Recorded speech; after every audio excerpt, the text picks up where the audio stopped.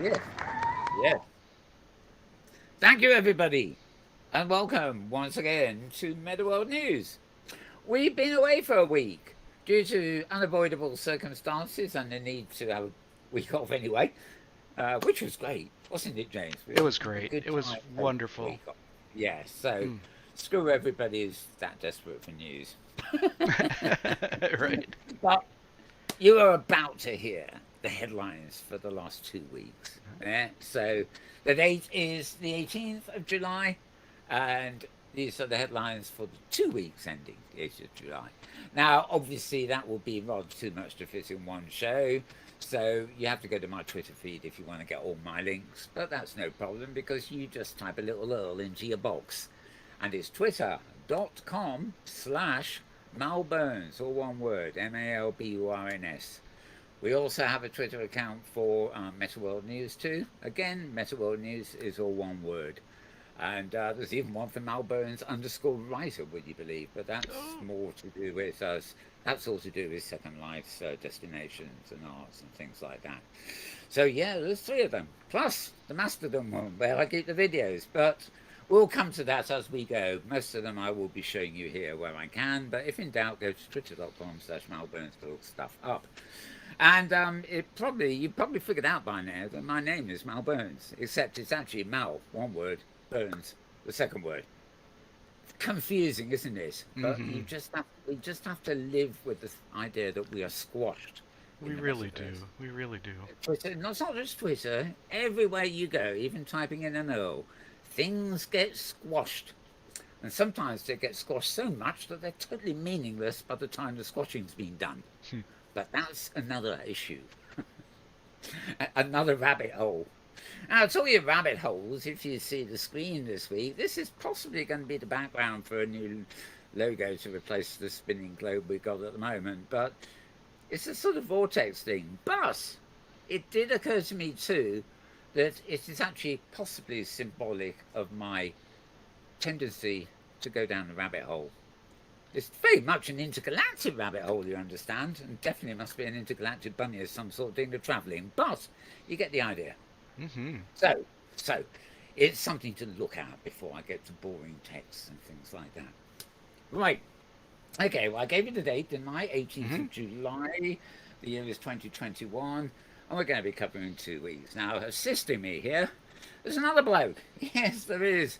This is the bloke who's got loud t-shirts because his name is Out Loud, and he twiddles with the knobs that managed to mix my desktop with my avatar and another avatar and his avatar and all the rest of it. You know, different views. So he is James Out Loud. Welcome, James.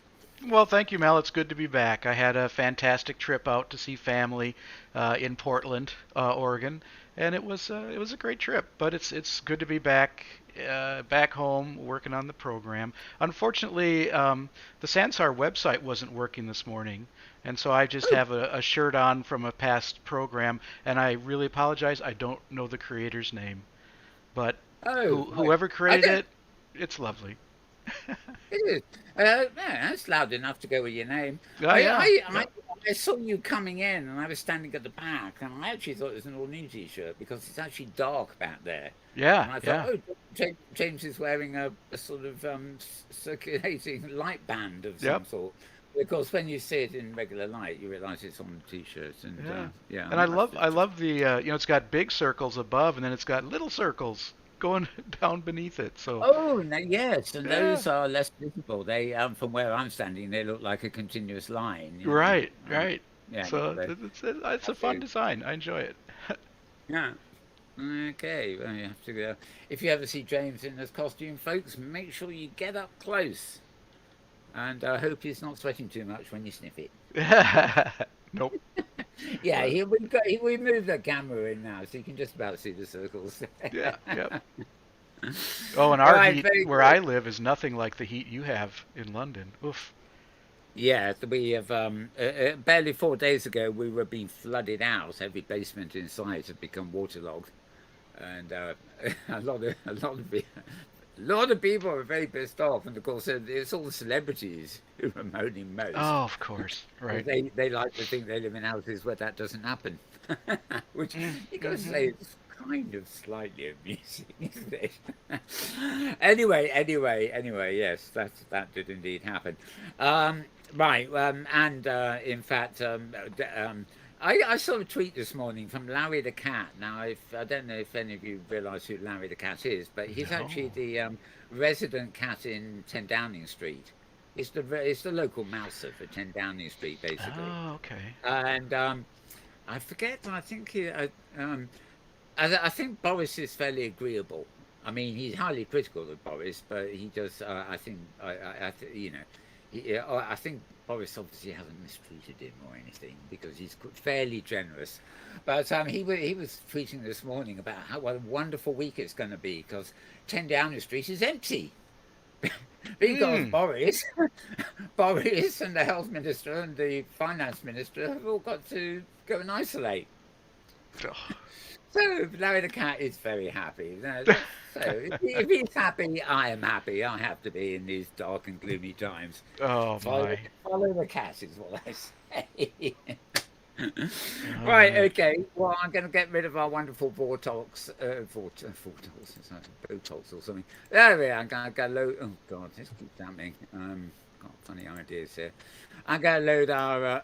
Oh, I see. There's a new thing that happens. Hmm. Naughty. Right, okay.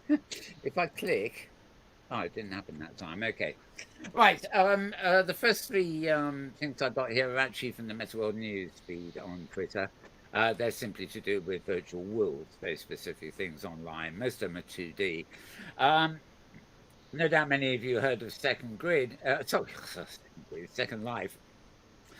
And by extension, you may have heard of OpenSim. OpenSim is rather like Second Life. I mean, the developers would tell you it's totally different, but basically, if you use the Firestorm viewer or the Second Life viewer, the viewer you use is pretty much the same, and the look and behavior to every user is pretty much the same. So it's a natural place for people who grew up on Second Life and have learned to use those tools to actually go. It's also a lot bigger and more expansive and offers you a lot more privacy if you want it, although maybe to the detriment of having a huge population all in one place.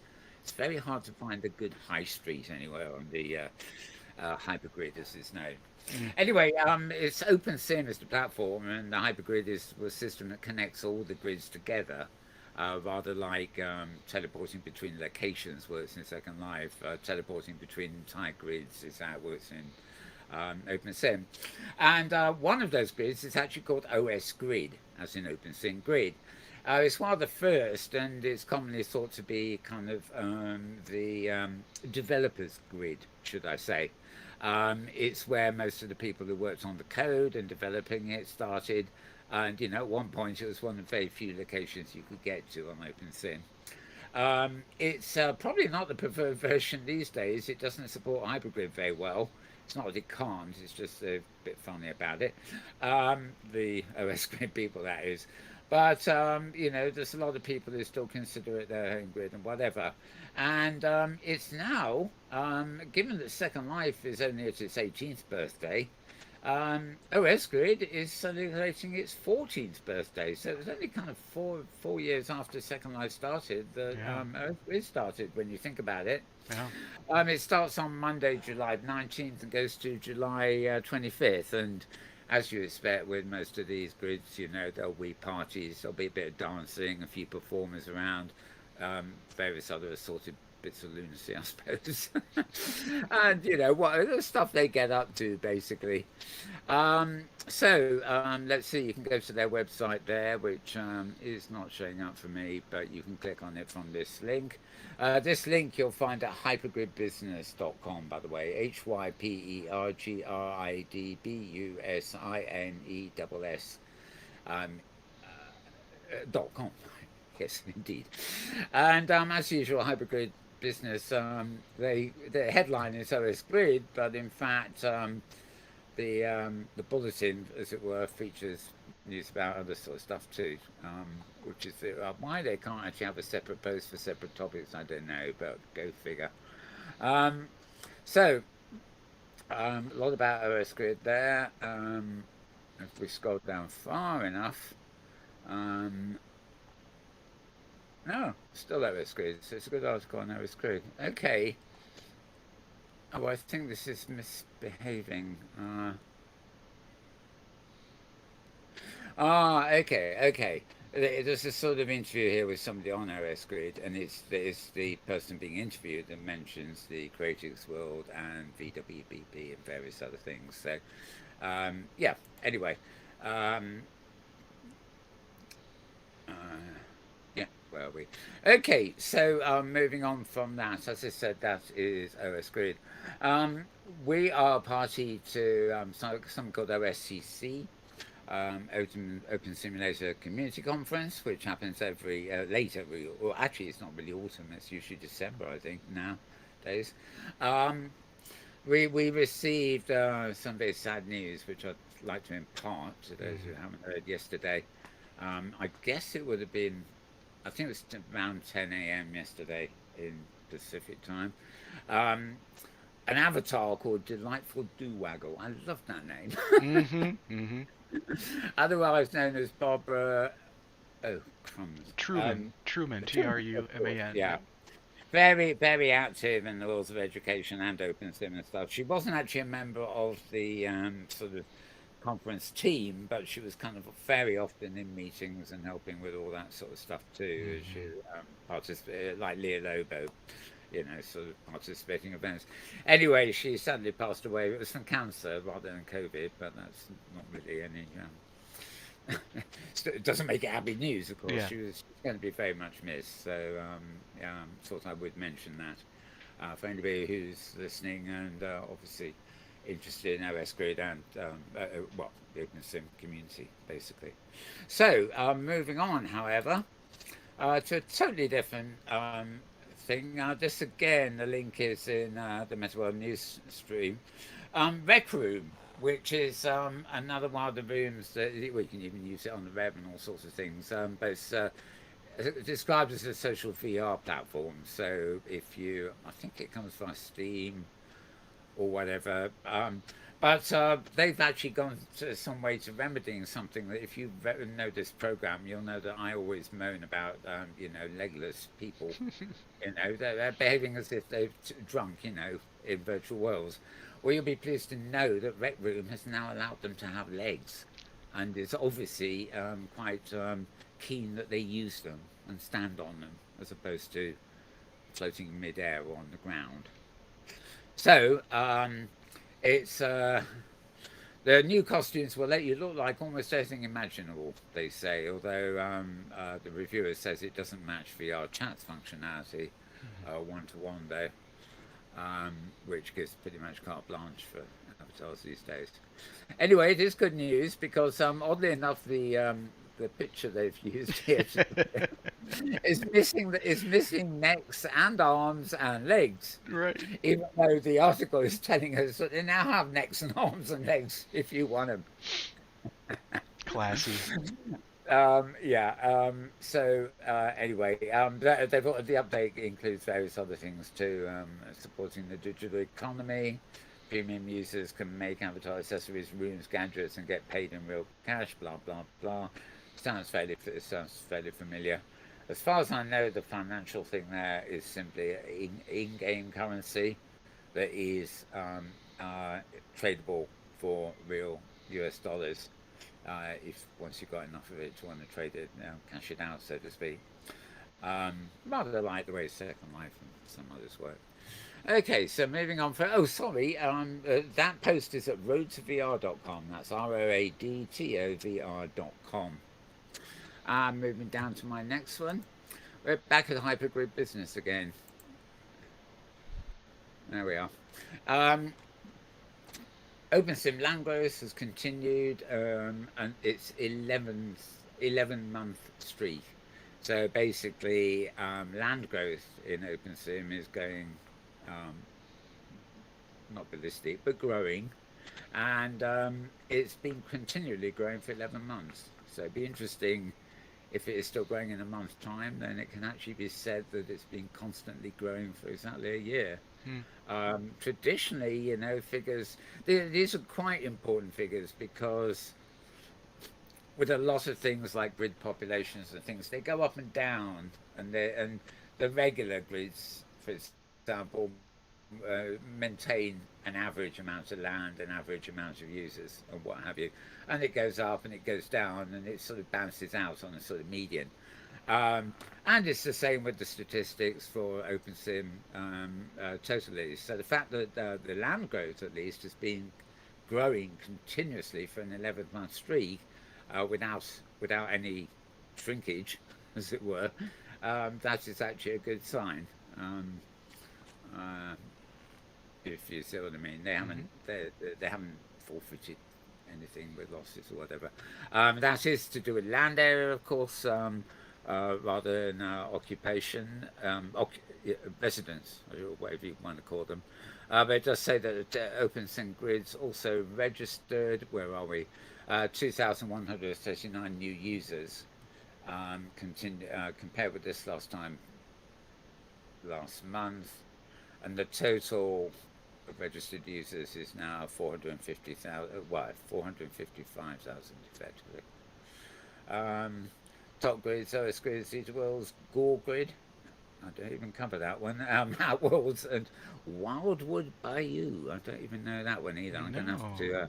I'm going to have to update the grid listings on my Discord server. But in a way, it's up to them to contact me. There's enough gossip goes on between people. Um, right, okay. Active users, the works. As I said, this goes on forever. Neverworld mourning the passing of one of their grid admins too. More sad news there. Mm. Um, the regions will be uh, continued for the time being. Her region was called Crystal Wind, and that's on the Neverworld grid. Um, Look at marketplaces. You see, that to me, there's about 20 different articles here, which it would be very nice to have had at different times and promoted them in their own right. But to actually get to this information, you've got to follow the link that says OpenSim land growth continues. You know, it just doesn't seem right to me. But each to their own. They will run that grid that way. I mean, that website that way. So all I can do is say, keep popping in and looking in on it. Right, okay. So those are the only three here at the Metaworld News Twitter. There might be a couple of other things there that I haven't covered here. Like I say, I'm covering 2 whole weeks here, really. So the last week I've got quite a lot. The week before that, I just condensed to the real standout items. And so my first link here is actually not from this week, but it's from last week. Um, and it's one of a YouTube link. Basically, this was actually a conversation talking about towards an open metaverse, and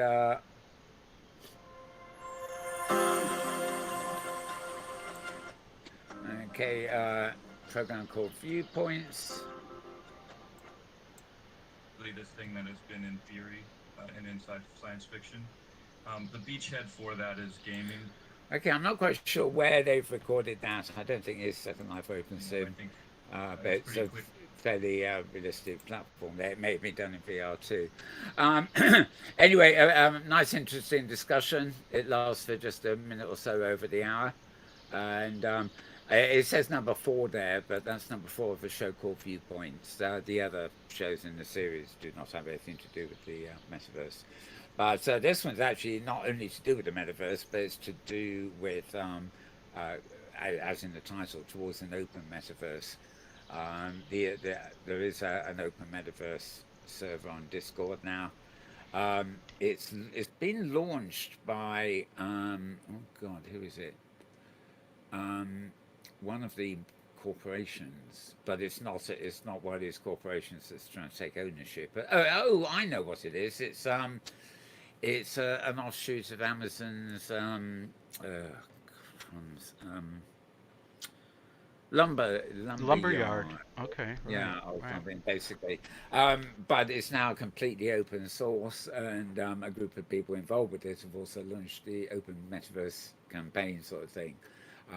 And That's what they're talking about there. In fact, that may well be filmed in Lumberyard for all I know. I've never been in there to find out its filming capabilities, as it were.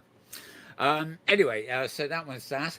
Now, yeah, obviously just follow my Twitter feed, twitter.com/malburns, and you'll find all the links to these. We have a lot this week, so I'm not going to be able to open YouTube to show you everything. Um, basically, if you follow the YouTube links from my feed, you will actually get to the YouTube site, and you will then be able to choose if you want to subscribe to the site or simply watch it. If you simply want to watch it, by the way, you can also watch it from directly from my Mastodon feed here. You simply click the the play button like that. Okay, as I said, I'm going to move forward fairly quickly, and this actually isn't even from the past week; it's from the week before, as I mentioned. So let's see. I'm just going to do a bit of tidying up on the side here while I go. I'm actually removing the pages I mentioned already, which makes sure I don't repeat myself here. Now, believe it or not, I have been waiting for 10 days, nearly 2 weeks, for the 1,000th Voices in VR, and it hasn't come. It still hasn't come.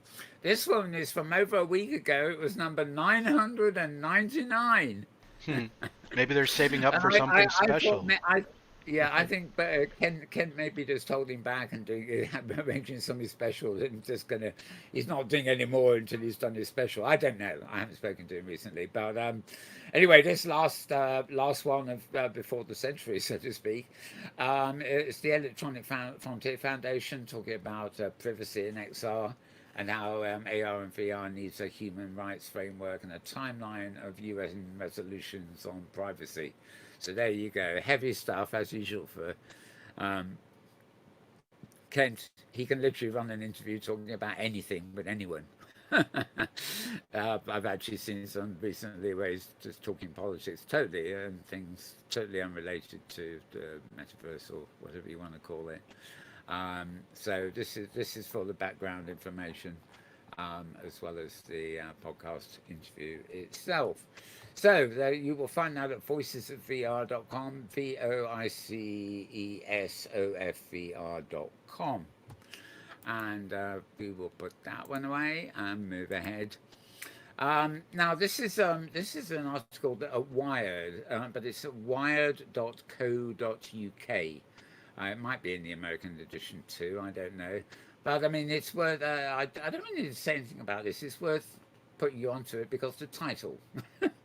We need to kick big tech out of the metaverse. That's what the editors at Wired think, and I kind of think that might not be a bad idea, really. There are plenty of innovators and small operators, creators, developers, and things who are more than able to develop the metaverse without it being without them prostituting themselves to the likes of Facebook or anyone else who wants to monopolize it, Epic Games, you name it. So technology monopolies have conquered the web, and as we move to the virtual world, we should strive for openness. So it sort of ties in with the open metaverse thing I mentioned a minute ago, of course. Quite a long article here, not super long, but they're basically covering the landscape of an open metaverse and what one will be striving for.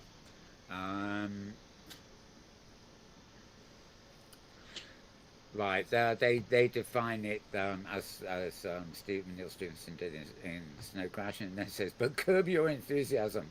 As things stand, this new reality is already shaping up along the familiar proprietary monopolistic lines that have characterized and dogged the most recent phase of the internet's evolution. And platforms where the metaverse is being created have become walled gardens, increasingly centralized and controlled by corporate interests. And biggest culprit there is for Facebook, of course, because that's the name in the next sentence. But you can read this to your heart's content. Go to Wired, WIRED, and then .co.uk for this one. It was published on the 7th of July, so again, it's just over a week old. And yeah. It may be in the American wide too, but as I said, this is from the British edition, and well, it ought to be a Facebook post because then you could press the thumbs up button, couldn't you? I agree. Kick big tech out of the metaverse, but no, it's a blog item. So, right, moving on. The XR Association. XR, of course, is the name given to VR, AR, MR, and everything but we are. That's a separate thing, as you will no doubt guess at the end of the show. Right. The XR Association have released results of a force augmented and virtual reality survey, and skip to the main content. Long kind of survey basically about the association, and yeah, the intro there is fine, but then you get to all these things that they've covered as well. You'll find this at xra.org, O-R-G, xra.org, and the results you will find there, of course. All right, moving on down. Oh, a whole bunch more videos here. So all of these are at Metaworld, at mastodon.social. But the links are all in my Twitter feed, so twitter.com/malbones. Again, I think these are the end. I can't see the dates here clearly. I think these are the end. Yeah, so July 9th-ish. This is sort of the end of last week, or the week before last is what I mean. This is an episode of a program called Intersections, and it's a discussion between John Kay and Brian Solis, and it's very relevant to metaverse kind of stuff, where ideas and possibility converge, basically, and they're talking online, of course. I'd like to give you a little teaser, but this week I'm afraid there is just not time to start playing any of these things. But well worth watching. You will find the link on my Twitter feed. Moving down to the next one. Again, these are all at my at Metaworld at mastodon.social. This is the Week in XR podcast with Charlie Fink and Ted What's It, and their guest was Michael Levine. Now there is another word these I'll be getting to in however many minutes it takes me to get to the end of the show. It's this of course is on the 8th of July edition. So not being here last week, I couldn't promote it, but you can pick it up here. And actually, if you get to their YouTube site, of course, you can look at this week's more recent one too. Yeah, just by clicking on the account. So let's get rid of that.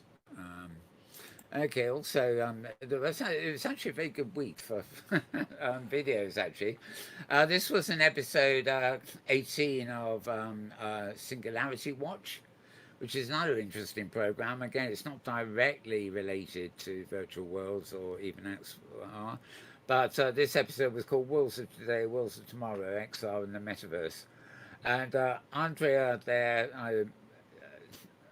Ion Kojic. Sorry, Angela. Andrea, I mean. I'll just call you Andrea. Okay, she was also in conversation about this with Dog Thompson. Oh dear, it's not my day, is it? Doug Thompson, who you also find on Twitter. Now, Doug is probably better known by his other name of Dusan Writer. He was very instrumental in metanomics and a whole load of things back in Second Life back in the day.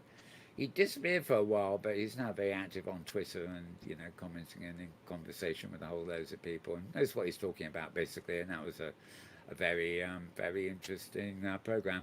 It's also the final edition of Singularity Watch for the so-called season 1. Presumably there will be a season 2, or they wouldn't have mentioned it, would they? Anyway, yeah, so you can find that at YouTube, Singularity Watch, or via my Twitter feed, the link. Moving on to the next one. Oh, this one's a great one. That is an old photograph of Philip Rosedale, and it's actually a photograph. When I saw that, I thought, oh God, why are these people is posting old videos again? But it's not. It's a brand new video. It happened since the conversation with him in Break Room Science Space the other week. So it's even more up to date. Um, Basically, he's talking about Second Life, virtual worlds, and economic systems, and it's hosted by a Futurati podcast. Basically, it's I'm pretty sure it's audio only. Let me check that for you. Ways than the real world right now, and if we believe that we are prediction engines, as yeah, it is actually only audio, but it's a fine interview regardless. You can play it from my site here or on YouTube. It doesn't really matter. Yeah, yeah. So very good interview. What can I say, basically? Right, moving on. That would have been July 10th. We're getting to near the end of the week before last, all this. Right, and the final, it's not the final video, it's the final in this clump of them. Like that. Now the latest clump of videos. Right, all new, no pro podcast goes to the Omega Marks, no proscenium. Never pronounced that right. I've always struggled with it. They have a podcast basically at noproscenium.com. We've looked at them in the past. There've been the odd posts and things, but they're not like on the crucial news radar. But they do have some interesting stuff there, and they have this weekly podcast, and it sort of does it does talk, about serious stuff. Related to virtual worlds and stuff. They're talking about Storyscapes in Tribeca Film Festival, and talking about the authors Austin Grossman, Sean Stewart, and Neil Stevenson, of course. So again, I have yeah, that's actually a click through. You will actually have to click through to get to that, and I think, in fact, I'll do it, but I think it is again an audio podcast. It's not the Beatles' White Album. So, right, here we are. Okay, yeah, it's audio. But as they summarise there the various stuff they're talking about. So, I don't know why my link didn't go straight to that. But anyway, the easiest way to find this is probably where I am now, which is noproscenium.com. noproscenium.com, inproscenium.com, or however they want you to pronounce it. They don't tell us. They should do what those dictionaries do, where they could put in brackets the way you're meant to pronounce it. Nop, Ross, any, who knows? Mm-hmm. Okay, yeah, that might be an interesting new way to announce websites. Never mind. Right. Can you imagine if instead of reading out these websites to you, I had to go through some exercise in phonetics? Okay, now here's another interesting question. This one's from the New York Times, actually. Are we in the metaverse yet? Mm-hmm. Well, in the New York Times, there's obviously stuff that people are talking about this thing called the metaverse. Most people who are talking about it don't understand what it is. And some of them have even pluralized it, which is the biggest load of nonsense I can imagine. However, the art world is cashing on it, and web veterans are trying to save it. But what is it? Crypto people say they're building it. Gamers might already be living in it. Yeah, you get the New York Times take on this. But actually, as a read goes, not bad. There were several luminaries actually commenting in the comments about this article, so to speak. But then again, you should expect decent journalism from the New York Times, I think. So, yeah, they do cover the worlds built on the blockchain, but thankfully they don't focus solely on that. But it is these new Fortnites and Roblox and all that sort of stuff that sadly are making the running as the highlight. Potential metaverse at the moment, should we see?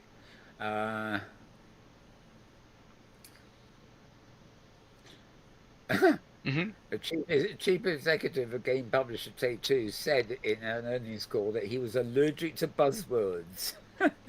I suggested the metaverse could all be hype. If you take the metaverse, SPAC, and cryptocurrency in 5 years, will any of this matter? I'm not sure it will, he said. Quite possibly. I mean, the sooner it comes back to us, the better. Eva Henning, yeah, she's at the State Department, isn't it? She's oh right, yeah.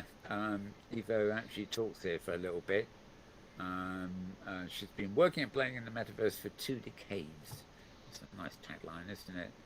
And it was always seen as people participating in a new type of public commons. And now, obviously, lots of companies are going to try to. Well, she says they're going to assert dominance. I would say try to assert dominance, but maybe she knows something I don't know about their seceding. And here it continues, actually, and pursue it. Well, let's do the whole thing here. Right now, I can create an avatar, but I can't jump from one world to the other, Ms. Henning said, describing a concept known as interoperability. The metaverse, in her view, isn't a single firm organization's product or space or even all of them together. It's the way they are connected. In pursuit of that connection, Ms. Henning, 45, yeah, young thing she, right, has joined a few volunteers to form the Open Metaverse Interoperability Group, which of course I did mention earlier, which seeks to establish technological standards for bridging virtual worlds in the hope that metaverse players will adopt them. And as I say, the Open Metaverse group is on Discord. If you contact me on Discord, I'd be quite happy to send you a link for joining link for that, for the Open Metaverse group too. I think I've actually listed it in links in our hypergrid server. Right. So on and so forth. So good article that, and it certainly raised quite a few questions. July 10th would mean that was the end of last week, not the one we just finished, but the one before that. Yeah, so nytimes.com for that item. Right, this is EdTech Magazine, edtechmagazine.com. And, oh yeah, for some reason this site won't drop into my reader. It's resisting your reader, yeah. It must have one of those style sheets that refuses to be adjusted. Okay, since VR's inception, technology has been almost entirely visual, but that is changing. And she talks about enabling a touchable, wearable virtual reality. And we got all sorts of different kinds of VR, but here's the new one. Epidermal VR. It's very specific, basically mimicking the sensation of human touch with an epidermal, that's where it comes, VR device. An array of tiny vibrating programmable components called actuators. The device adheres to a user's skin like a bandage using a silicon polymer material. The device can be placed anywhere on the body, and the number and placement of devices depends how the technology is being used and for what purpose. So yeah, it could just be one on the back side of your Apple Watch, or it could be multiple nodes all over the place. Something else I wanted to mention while I'm here, it's not a rabbit hole job, but I don't actually have a link for it. This is obviously rather different from those nodes that are all over people's heads for brain, brain reading and stuff like that. But be grateful for small mercies is what I say. Facebook announced this week that they've abandoned their plans to read your brain. I think they're better off with their visual audio headsets. They've decided that it's probably just not quite worth their while. Whether that had anything to do with the uproar when they announced they intended to, they already invade all the privacy known to man. Imagine reading your brain too. Whether it was to do with that or whether it was just to do with the thought that, hang on, we may have endless amounts of money, but maybe this is a step too far at the moment. Anyway, there's a little animation on this article, by the way, about 26 seconds on the VR epidermal patch.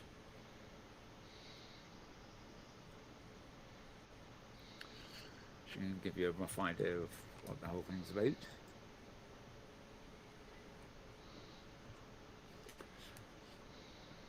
so on and so forth. Yeah, if you're a scientist, I'm sure you know what all that's about. Right, so that site is edtechmagazine.com, edtechmagazine.com. And it's, oh yeah, July 9th was the date on that particular article, if you're searching for it. If you do follow via my Twitter feed, of course, not only are you following a link, but you're actually following a link to the direct page. Whereas if you just go to the websites I read out, you'll often end up on the home page and have to search for the particular article. So getting my Twitter feed and following it is a very good idea for more reasons than you might think. Right, okay, more award winners and stuff. The Laval Virtual Awards have just been held. And this, it wasn't covered that well. It was in Twitter and things, but a lot of it was in French, so it didn't really get easily covered in a lot of the English-speaking press. And some of their sessions, of course, were all in French, which videos and stuff, which I didn't cover. But Thursday, July the 8th, they had the award ceremony, and they awarded 8 prizes in general categories. Sensor Glove Nova, which is force feedback gloves. Sensorium Galaxy, next generation social VR platform. Neoma Business School, first European business to strongly react to COVID by launching an online virtual campus. VertiSens, offering a multi-sensory and multi-directional immersive experience. And I don't know, I remember watching that.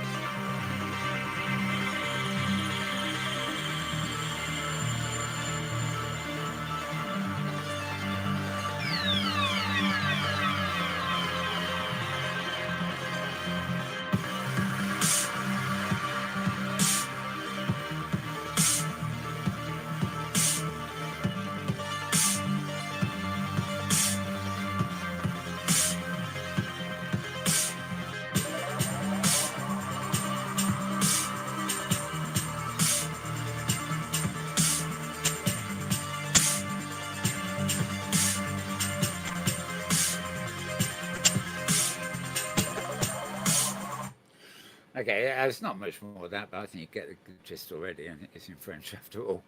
The interesting thing I liked near the beginning of there, it just took me by surprise while I was watching it, was obviously they're into the smell-o-vision, except it doesn't really seem to be smell-o-vision. It seems to be like an installation experience, multi-sensory with smell and also multi-directional, and accessible to a particular public, i.e. children, young adults, seniors, handicapped or immobilized in a hospital room, medical establishment, etc.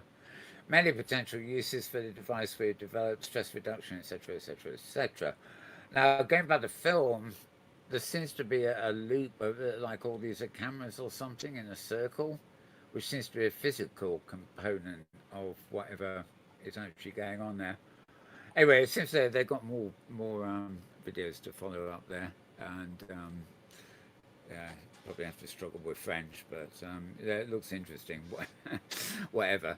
Also, moving on, Artifacto is bringing the market of a new XRC product that will enable stakeholders and citizens to visualize remotely or on site the future urban transformation. Right. Sports, tennis esports. Virtual World's Vibella, that's a good choice to have got the prize, so to speak. I mean, it's of an ilk, shall we say. But, easy to get to, easy to use, and etc., etc. Not a rich virtual world, just a very highly functional and easy to use one. So deserves credit for that. VR for a cause, some sculpture experience. Okay, actually, these go on and on because there's different categories. That's Lava Virtual who are handing out categories here. And total 14 awards were given in the ceremony. Um, the focus was on European things, and obviously, Lava Virtue themselves are French, so it's French stuff from the point of view of that thing's happened again. I think it's when I click on the. I've got a bit of screen at the side here, which I don't normally have, and when I click on it, what happens? If I click again, though, it doesn't go back, so go figure. Right, anyway, let's get rid of that one now. The site you want there is blog, B-L-O-G. Gosh golly, never guess, would you? Right, blog dot Laval Virtual, that's Laval dash virtual.com. So blog.lavavirtual.com. And we move on, and we are back to one of the video entries here. Right, this is VR download. This is we're on to this week now, and this is the edition. Well, I said the edition at the beginning of the week. It's the only one now, really. They do have an edition later in the week, which they've renamed with VR game mode or something. So that you don't get them confused so easily. This is one of the best chat sort of shows around. This one was dated July 13th, so that puts it 5 days. I think it was Tuesday it came out. Have you had a chance to listen to this, James? I know it's one of your favorite. I did, yeah. And I'm trying to think remember whether I did in all this jungle, but right. No, to me, most notable was a comment in the chat that people like Kyle's sense of humor, and I had to laugh about that. Oh, hey, folks, come into the chat window here now and say how you like my sense of humor, please. That's right. Right. I'm looking. I haven't got eyes in the back of my head, but I've just spun my chair around. And, oh, come on, shame on you. Nobody's talking. For shame. Shame. Nobody's talking. No, but, I'm just not funny. That's it. To be on topic, it's actually a very good show, a good episode, because they're talking about the Lynx product that has been announced, and it looks like a very interesting product. And this actually is independent of the God Emperor, in other words, actually a competition completely independent. Yeah. So a breath of fresh air on their headset. Perhaps, right. Yeah. One can always hope, right? I might have watched a bit of this, or it might have been something else discussing the same subject, because it's quite new. Yeah. Anyway, yes, find that. Just follow the link on Twitter to get to Metaworld, Mastodon.social. Or actually, it's actually Upload VR is the name of the YouTube account, if I recall. Correct. If you want to get to the VR download. So, yeah. There's symmetry, right? The upload and the download? Yeah, you go to the upload to get the download. Yep. Yes. It's funny, in fiction and reference, upload and download has become obviously very common parlance now. We know what the word means, or do we? I have often, if I upload my memories to a server somewhere to live after me, I'm definitely uploading, right? If I find something somewhere up in the cloud or on the web somewhere and I want a copy of it, and when I go and get the copy, I'm obviously downloading. It just makes up there on the web, in the cloud or whatever, is up, and your local environment is down. But I've seen an awful lot of references where they get it wrong, and they're not. I haven't got any examples handy. It tends to be in popular fiction and things where they will use the word upload to describe things they're getting, and they talk about uploading to themselves, the organic self, and they get it's exactly the opposite way around. So who knows? Maybe the VR download really should be called VR upload, and it should be hosted on a site called Download VR. Well, Who knows?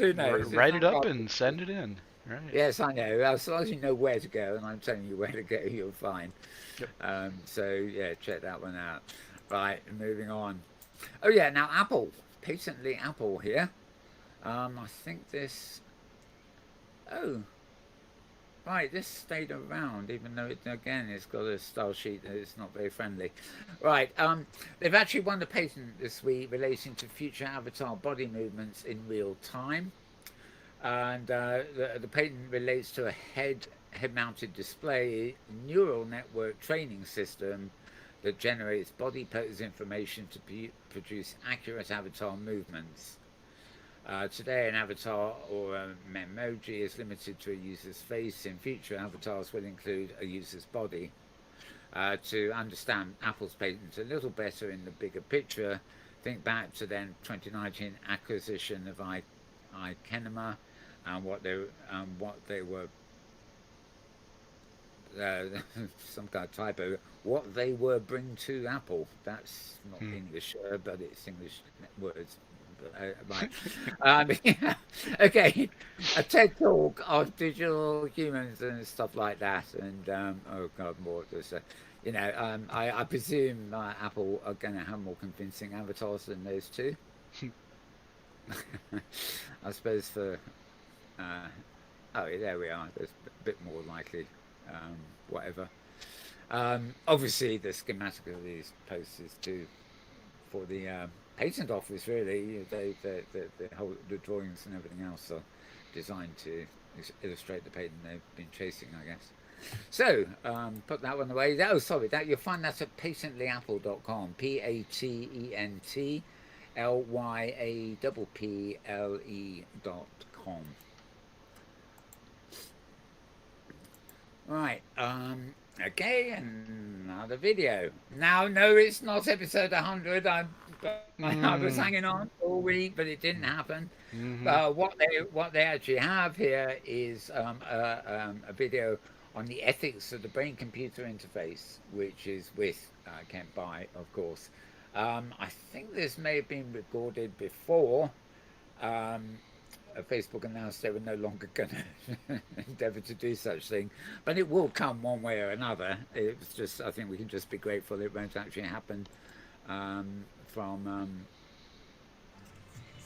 Facebook. Of how these types of neural interfaces, let's call them generally, whether it's using EMG, which is your muscles, or EEG, something you put on your head, but finding new ways. Right. When I'm in Safari, I get all these blasted adverts. Basically, it is Ken talking, although as you can see by the side there were various other participants asking him the questions, and the focus in his answers was looking at the ethics of such a thing. And knowing Ken has similar feelings to me with regard to Facebook, then I imagine it was after this show, but I imagine he was equally delighted, so to speak. If you're going to YouTube, you need to look up the Singularity Lab. That's the account where this particular chat is hosted. Right. Okay. More exciting, different.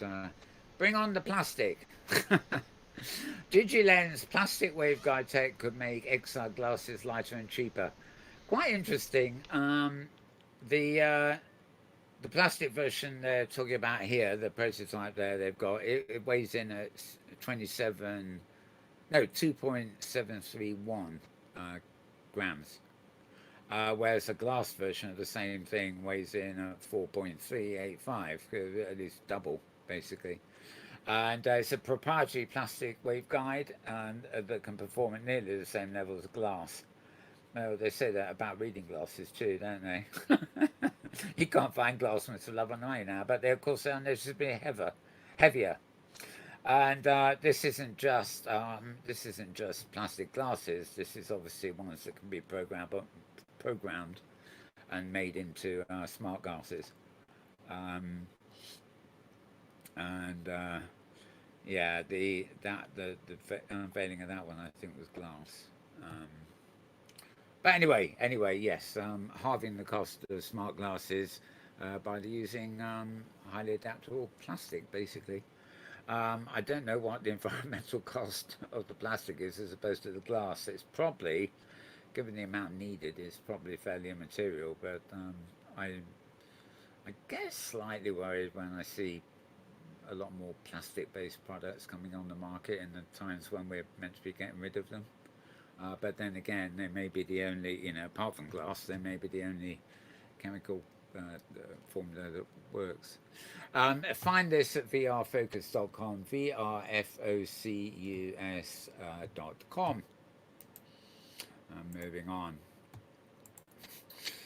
Right. Okay. This is an interesting thing. PROPMODO. Propmodo.com. And statement here: real estate in a metaverse is nothing more than a token investment. Interesting take. I don't like the way they presume, like in a metaverse, suggests that there are multiple ones, which is rubbish, and well, they don't really define the token investment. If you buy, well, actually, you're always renting it off Linden Labs anyway. But if you get real estate in somewhere like Second Life, it's a rental income for the Second Life platform, Linden Labs, and it really is only a token investment. You can't. I suppose you could sell that land to another user if you wanted to leave the thing or whatever.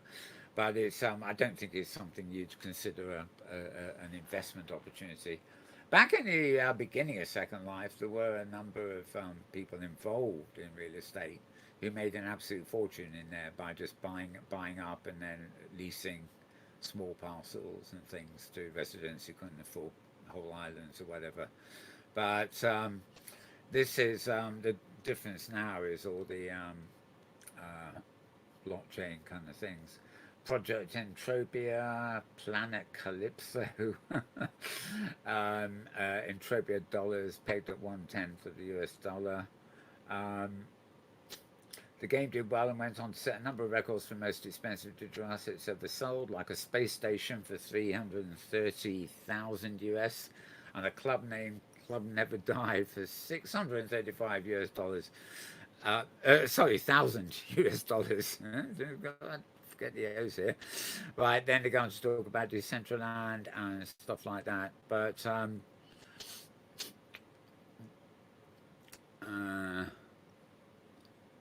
yeah, that was weird. Fortnite has never stated its intentions to be a metaverse, but there have certainly been hints at it. In 2019, they asked Fortnite whether Fortnite was a platform or a game on Twitter, and Epic Games founder Tim Sweeney said, "Fortnite is a game. But please ask that question again in 12 months." Was it something different then? I don't know. This goes into all that stuff. A short, slightly interesting read, really. But again, I'm trying to the headlines like this, although they may be technically a bit wrong because they imply cynicism, basically. And I think a lot of journalists who've actually looked into what the metaverse purports to be and all the blockchain worlds and digital assets and stuff like that and looked at it seriously are actually developing a rather cynical approach to it. It's not the idea of virtual goods, virtual currencies and things that's the problem. It's the methodology, and as has been said, you buy a painting as what do we call it? A non-fungible token. It's tokenism, and if you invite somebody around to come and look at it, they can't because you haven't actually got the bloody thing. You've just got a certificate that says you own it. Who knows where the bloody thing is, if it is a real painting at all, etc., etc. But we won't go into that. So read about that at propermodo.com, PROPMODO, for that one.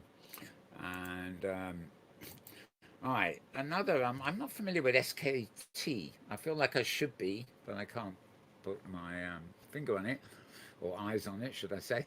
SKT eyes a VR boost with Metaverse app launch. Here we are again, use the Metaverse word, and you're apparently off to a start. Don't know whether it's a good start or not. They're a telecom company by the look of it. They launched a virtual world platform offering features for social interactions and conference meetings, expanding a strategy to tap growing demand for digital activities. Their platform is called Ifland. Hey, Ifland! I'm going to Ifland. Wow. If and when I can find it, I will be. Wenland. There we are. If and Wenland. No, never mind. Ifland platform lets users access diverse avatars and 18 types of virtual spaces, including conference halls, outdoor stages, and rooftops. They're a service which the operator dubs a metaverse. A metaverse. Here we are. They've pluralized it again. Allowing 130 participants to join a virtual room with a number set for expansion to accommodate large-scale conferences. This is really beginning to sound a bit like, obviously the avatars in the picture there are more fully formed than something like Vibella, which does a similar thing, but not as well formed as something you might find in Break Room or Science Space or here in Science or even in Ye Olde Second Lifey platform, you know. Even the Ye Olde virtual world, yes. Just remember that. Okay, it's currently available as an Android app, which I suppose is actually, given that fidelity, is pretty good.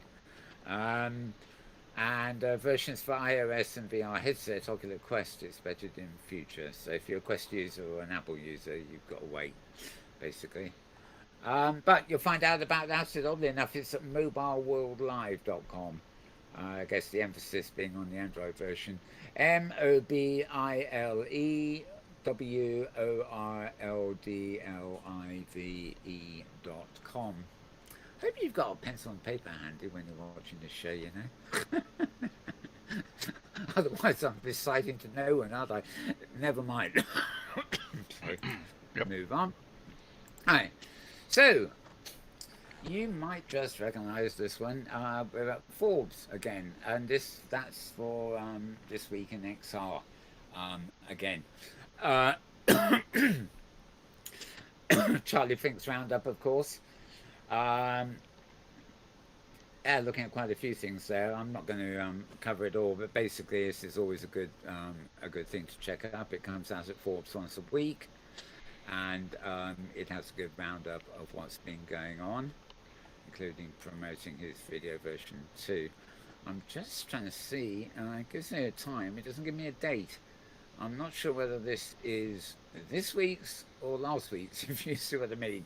I think this must be this week's, although no, maybe it's last weekend, I really can't be sure. But if you go to Forbes.com, Forbes.com, follow the link, and if you go to Forbes, you're going to find this week in XR, and whether you get this one or a more recent one or an older one, anybody's guess.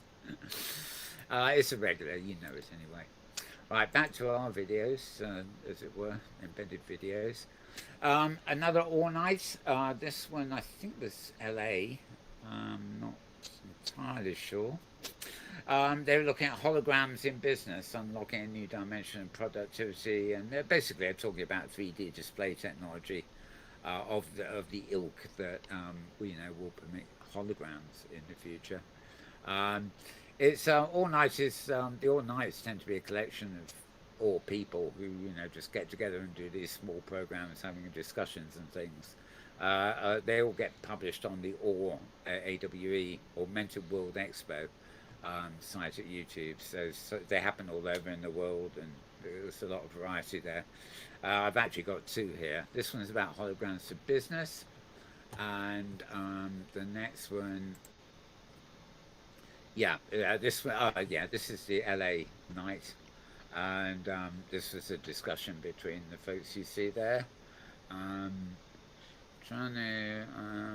think there's any major names there, but it was an interesting enough discussion. People congregating about the whole topic was the future of art in of course augmented reality and virtual reality. So that was the sort of topic they had there. And okay, back to a normal link. This is about how astronauts are using VR and AR aboard the International Space Station. From maintenance work to physics experiments, XR technology is playing a major role in the operations of the Expedition 65 crew. They go on about films and the popularity of it all and everything else. The ISS experience is an official trailer. I'm not going to play it for you, but you can play it if you get there.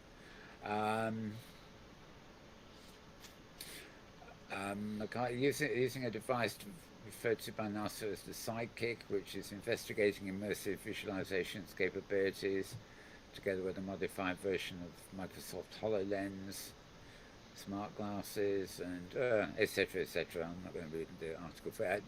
It's not an easy article to extract a key sentence from, to be honest, but it's just a sort of behind-the-scenes feature which may be of interest if you want to know how these things are used in actual practice. I guess that's a HoloLens. I think that's I was about to say she is wearing. I think it's a she, and that bloke is certainly wearing a more like an Oculus type thing. So they've probably got everything out there. No expense barred for space station people. I don't know. Right, okay. I should put this one away. Moving on. More of my video links, so to speak. These are all actually up to date because we're getting to the end of this fight. The end is in sight. I can see the last post at the bottom of the page. Cue the trumpet. Last post, please. Oh, I have no trumpet. You got no sound effects, I take it. Never I mind. have a kitty. That's about all I got for fanfare. Okay, I like the kitty. It's not exactly a last post. Right. But we don't need the last post these days. I mean, we are living in times where the last post is rather the last thing we want to hear bleating out on the horizon as the Armageddons loom. Right. Metaverse contenders. This is talking about Sandbox, Roblox, Decentraland, Upland, Earth 2, Second Life, Axie Infinity, OVR, etc., etc. May the best Metaverse win.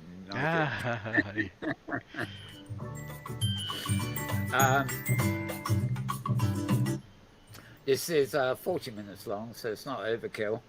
And it's a program called Overland. And this cute little lady talking here. Platform and its community. But I will go on to say that it also focuses on or touches on other metaverses or platforms similar seemingly to OVR.ai. Now in today's video, I want to talk about a few things in the news that I really wanted to talk about last week, but I just got around to doing it today, and it's rather late, but who cares? So the first thing I want to touch upon is, number one, I saw an article about roadblocks, and let's go to that right now. Oops, that is not the article. Here's the article on roadblocks, and basically I'll put the link in the description below, but it's saying that David Baszucki, CEO of Roblox Corporation. Now if you don't know Roblox, that means you don't have kids. I believe they went IPO maybe a month or 2 months ago. So Roblox, they are trying to, or touting themselves as a metaverse. Now, what is a metaverse? So I need to say this, and the reason why I can say this is because number one, it's my YouTube channel, and number two, that's just the kind of person I am. I'm going to say what I want to say, hopefully really diplomatic without hurting anybody's feelings. And with that said, if your feelings get hurt, that is not on me. That is actually on you. You are allowed to decide and to choose how you react to your outside world, whether it's audio, visual, or experiential sensory. I guess audio and visual are types of senses, aren't there? Anyway, let's get to it. So what is a metaverse? We kind of all know what a metaverse is. We have some idea.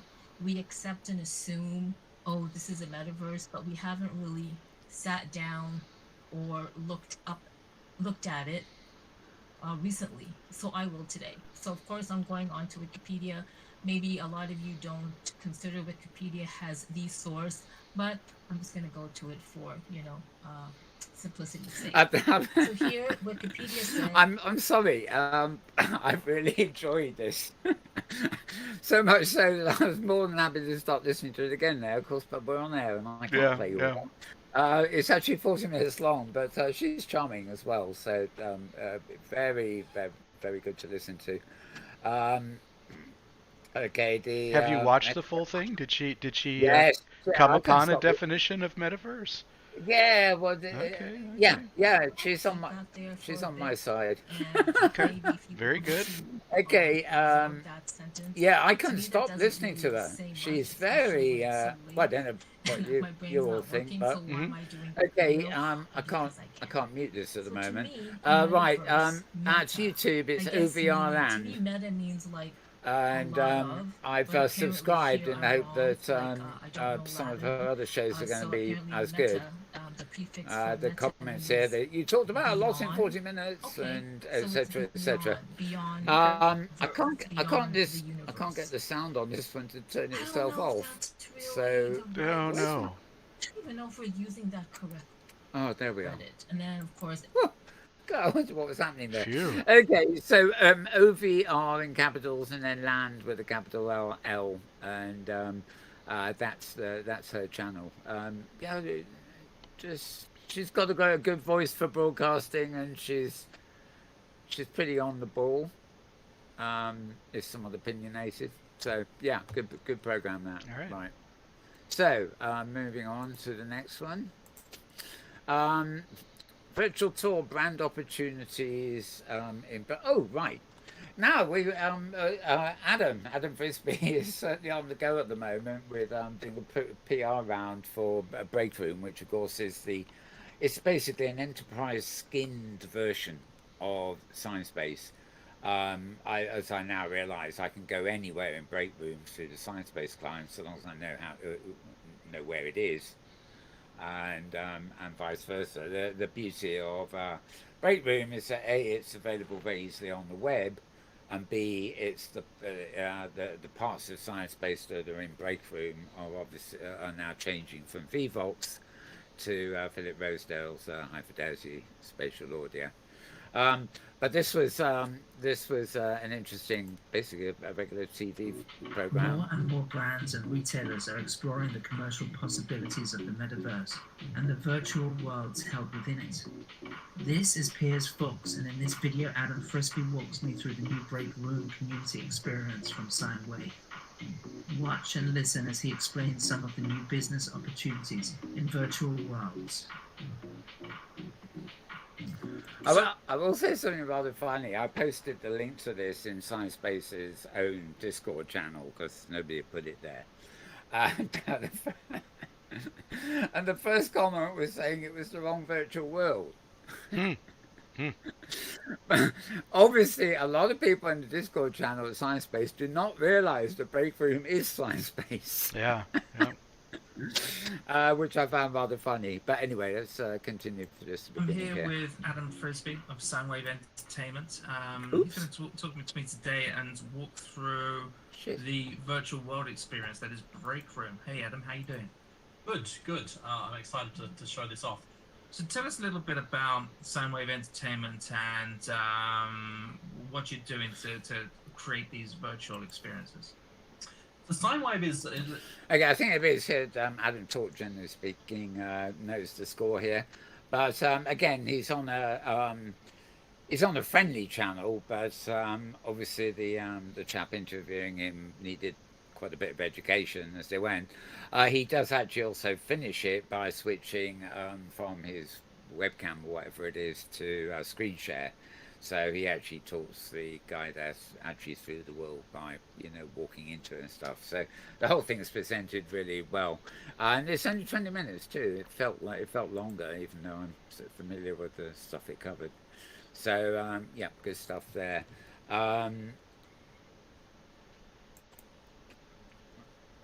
I'm just going to do this quickly. More and more brands and retailers are exploring the commercial possibilities of the metaverse and the virtual worlds held within it.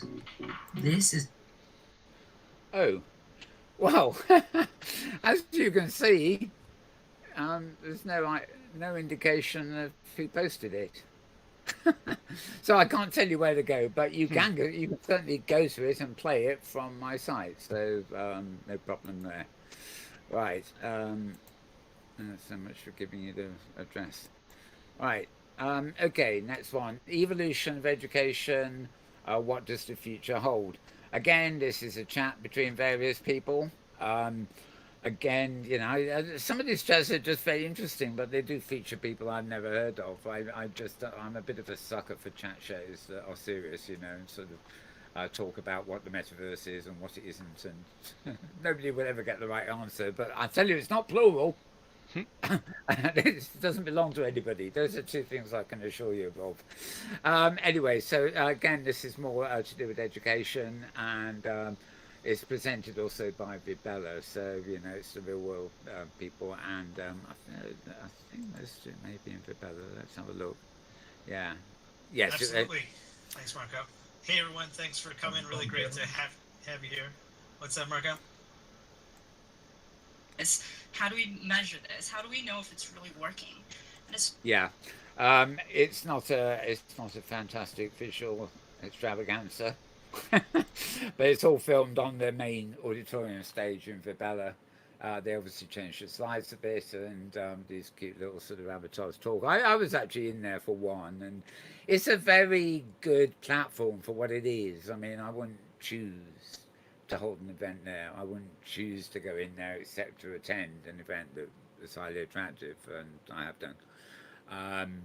But you know, for enterprise users who need something really quick and easy, Vibella is a very good solution. And I know on previous videos, which have been in Vibella, their CEO has actually talked about what it is and what they're doing, and he's very knowledgeable. He knows all about the other stuff, whether it's Days of Second Life and whatever. And interestingly, Vibella simply employs a lot of people who I know from Second Life. You know, I went to an event there, and people were coming up to me and saying hi, and I was saying hi, and then I was turning around and saying, Francis, Emily. You know, because I couldn't pinpoint the name of the people who were talking to me, and said, "Oh yeah, you know me in Second Life as so and so." Oh right. So they don't actually share avatar names, but they certainly made themselves known to me, at least. Anyway, right, okay. So all about education and the future of education there, filmed in Vibella. Right, move that one, and okay.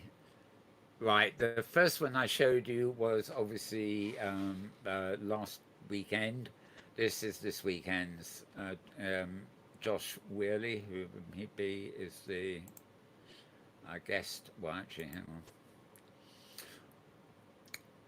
We know the address for this anyway. Of course, this week in XR, hosted by Charlie Fink and his mate Ted. Oh, darn it! What are you gonna do now? Here we go. What the blinking? Oh, no, it's not. Flipping, something happened so here. we're gonna play Rick Royale. Don't know what happened there. Right, okay.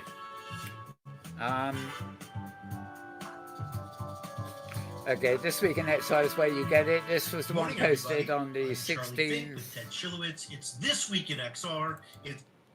Right, this was published on the 16th, and yeah, you actually have to go quite a long way before their guests pop in.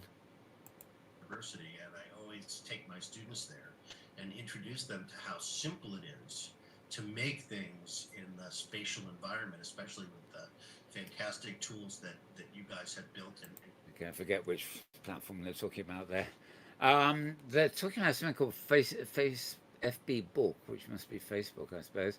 Rec Room and Netflix games. Oh yeah, this is another item. I haven't got a link for it. It's been all over the place. But apparently Netflix want to move into streaming games. I mean, obviously games online are quite big things. I'm not clear whether they want to do things like something like Twitch, where they're actually broadcasting games live as a sort of consumer video type experience, or whether they actually want to use the Netflix system to put games in the cloud and allow people to subscribe and play games through on their TV through Netflix. It's not clear which, but they've certainly expressed an interest in moving in to games, which is kind of interesting because I don't know about the total value of Netflix or anything, but I do know from links I received to their programming, Netflix produce original films, not just in the States and the UK for that matter, but in India, even Russia, all over the place. And although they these days win film awards and things, Oscars and things, often the stuff they produce for Spain, France, or the regional films they make don't get covered so much. They're probably equally popular in those communities, those language communities. Um, but it's interesting just how big they are. When I see those films coming along, I think, God, that's a multi-billion-dollar film.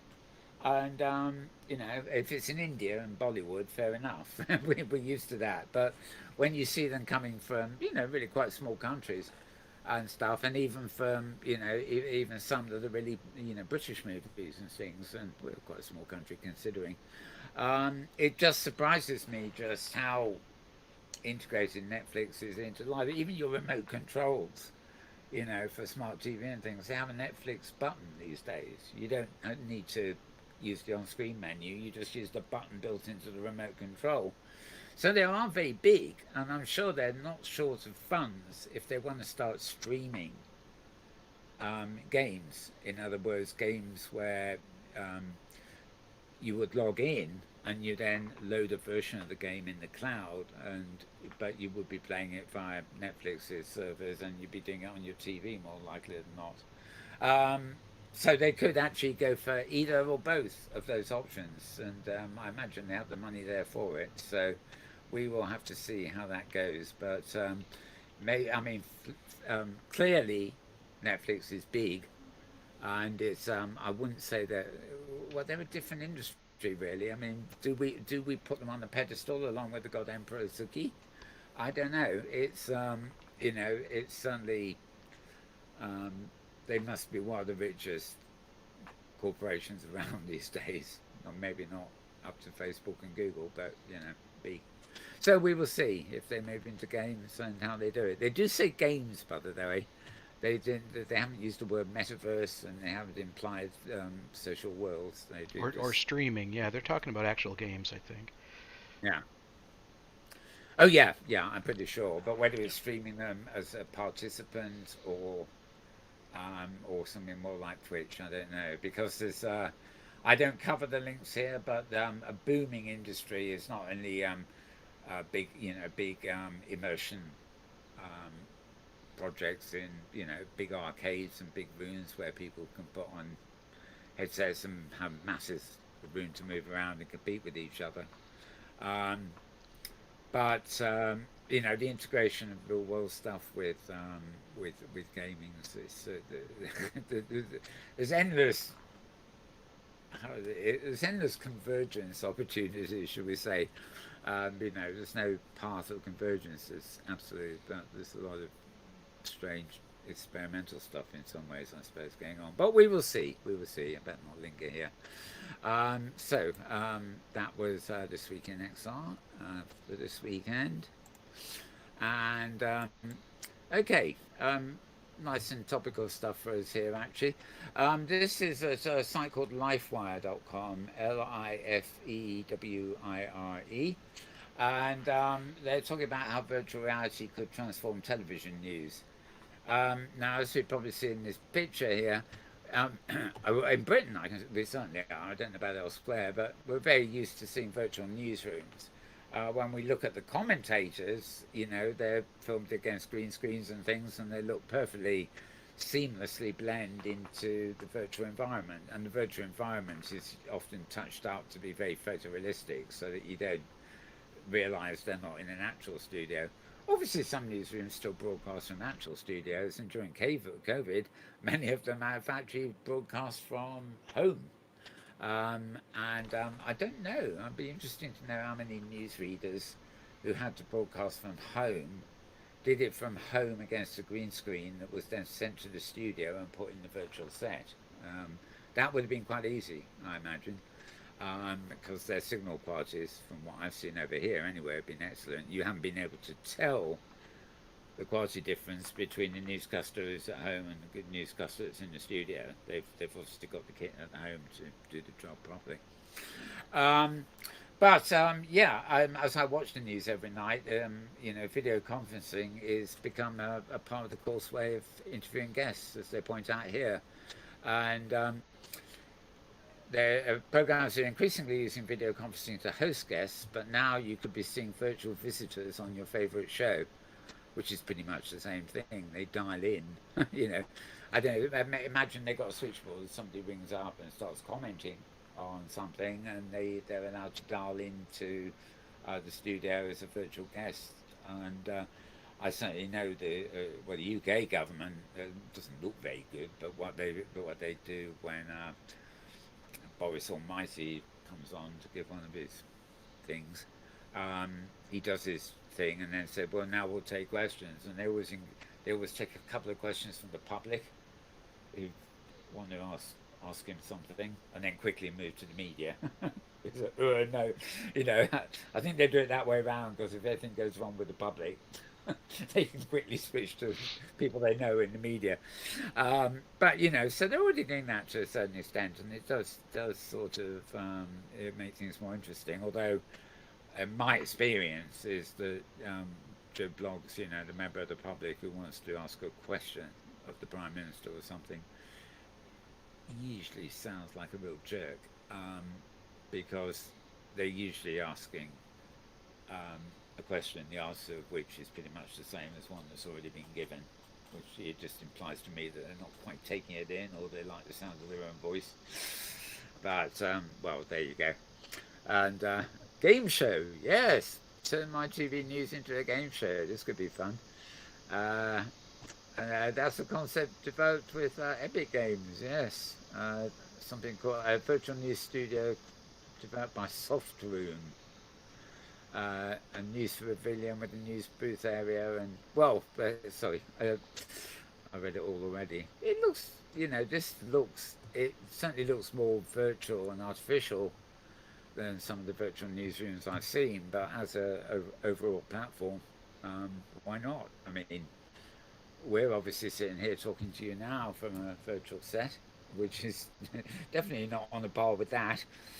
So, it's all a matter of degrees, really. But interesting article there anyway, because that is, well, of course, right up my street in terms of topics or whatever. That is lifewire.com, lifewire.com. Move that one. And, okay, there's another weird one. Oh yes, it has switched, right. This is a site called worldarchitecture.org. So, well, I'll spell it as if you don't know already. worldarchitecture.org. And right, two architecture firms, UN Studio and Big. Yeah, those are actually the names of studios. It's not, doesn't mean it's a big investment. It means a company called Big have invested. Right, they've invested in something called Spaceform, which is a virtual workspace hosted in the cloud by Squint Opera. Now, first point to make here is that the Opera mentioned here is not the browser Opera. It's a separate operation, and as is Squint. Right, this release came from Denmark, but it's pretty universal here. This is a picture of what it looks like now. At the moment, they've really got to give up the alcohol, because as you can see, they're all still legless. But assuming they can sober up and acquire legs and actually stand on them, it looks fairly impressive. They've invested in a new virtual workspace hosted in the cloud. It's a virtual design and review platform for architects, designers, and developers.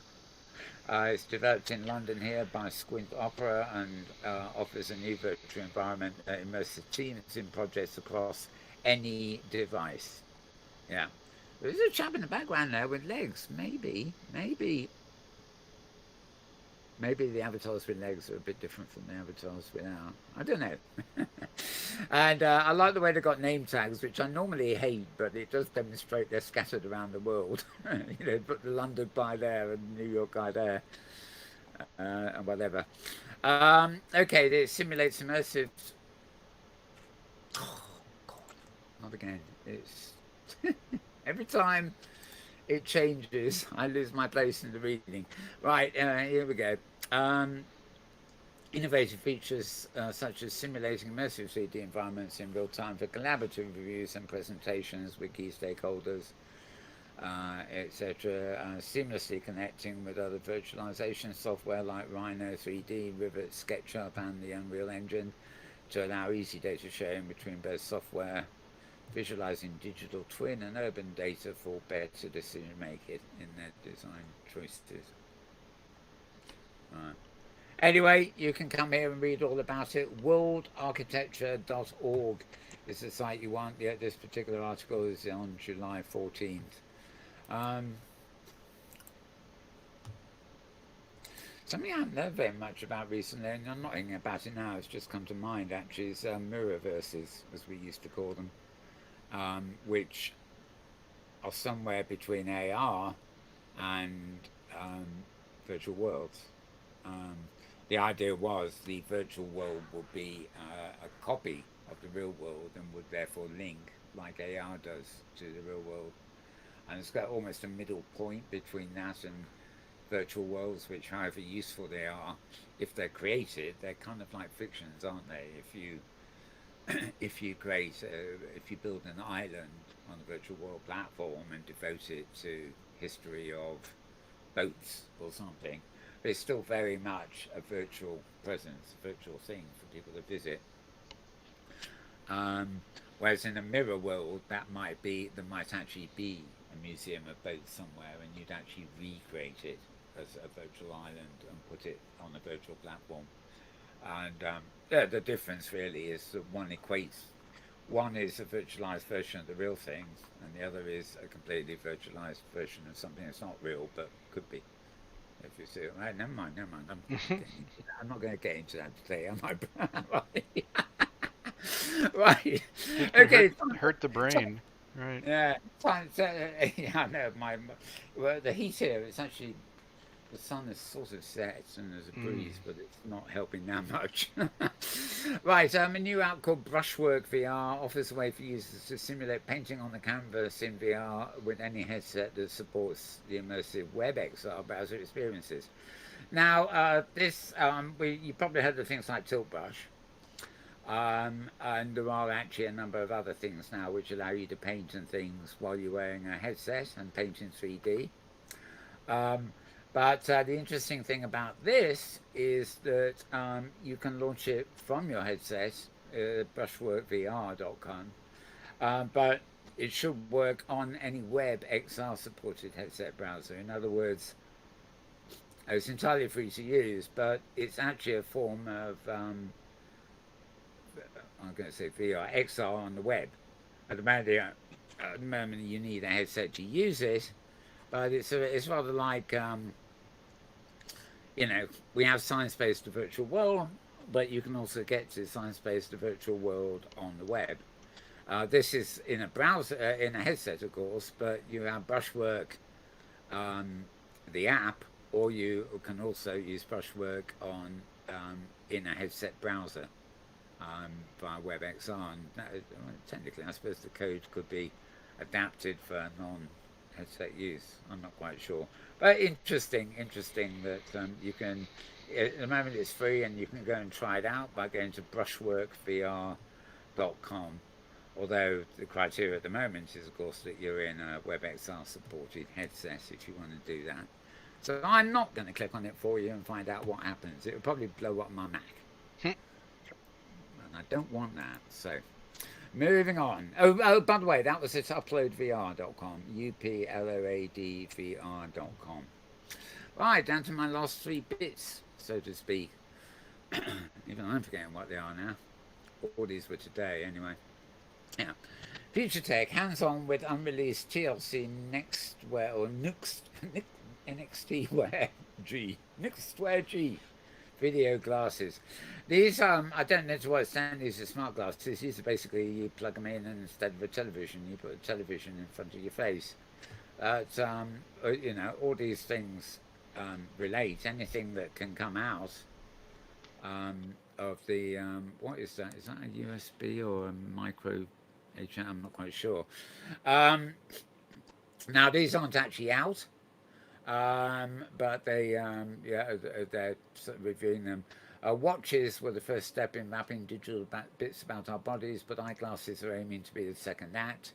Both say it's making glasses with speakers. Snap makes glasses with cameras. Google and Magic Leap have tried augmented reality glasses, but now TCL is about to release some personal cinema frames made primarily, they say, for video watching.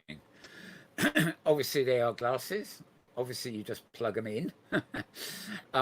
Presumably, they're like a virtual monitor that goes on your nose. That's probably it. You're probably just getting a video signal.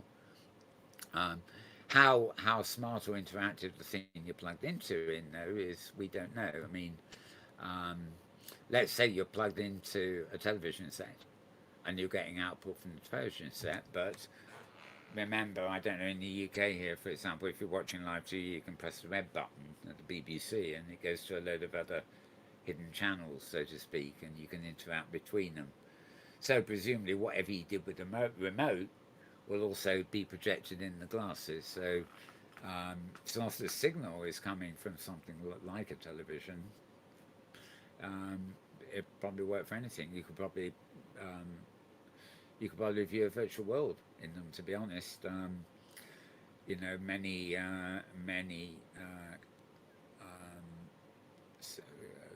graphics cards now have HDMI output, which you can normally plug into a large screen TV or something to view your computer on the big screen. But equally, if you could plug them into something like this, instead of a big screen, you're getting well, it's still big screen, but an in-your-eye screen. So, yeah, that'd be fascinating. I would certainly lap up if I came across those at a reasonable price. I'd certainly lap up that. And it says there are plenty of uses around personal cinema to dream up, but the most obvious is to make your mobile phone 20 times bigger. So that happens if you plug. There, I really wish I knew what that connector was, because you plug it into an HDMI, into a phone, into whatever. But I like the idea, and they're fairly unobtrusive. If that's the guy wearing them there, there's nothing much in immediately to tell them from a normal pair of shades. I always worry. I mean, I suppose it depends on who you are and where you live. I don't live in a particularly dangerous area. I'm unlikely to go out and get mugged, But I was, if maybe a couple of miles away, there are areas of London that I would, think twice about. But I particularly think twice about taking any visible expensive tech with me. Because there are people who. There are still people around who think they can nick an iPhone without being tracked on satellites. They see something expensive. So somebody sees a smartphone and it's got the Apple brand on it. They know it's an iPhone. It's the most expensive they can get. They want to nick it. And very much the same with even the Apple watches and things, so it's firmly strapped on. But an iPad, especially a recent one, they are not cheap things. And they because they're obvious when you're using them, they do attract attention. And so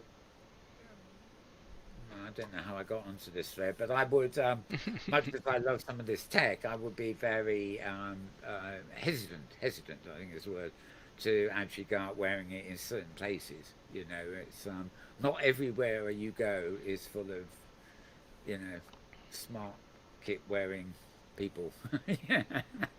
Other places that people likely to grab it off you. But looking at, I mean, there is a cable there, but I'm sure you can hide that. On first sight, those look like a pair of just fashionable sunglasses, although that might be as good a reason as any to have somebody rip them off your face. They get a bit of a rude shot when they find there's a cable, but anyway, I should not be looking on the downside. Okay, pocketable secondary display. The way the glasses rest on your nose should be able to tilt your head to see your keyboard and screen. Yeah. Still doesn't keep scanning it. All I'm trying to see is what that blasted connector is. It doesn't say. Um, it could be a what is it, USB-G or whatever they call it, which is a C. multi. Yeah. See, that's it. Yeah. Which is it can act like HDMI and like USB And yeah. it's Thunderbolt compatible too. So.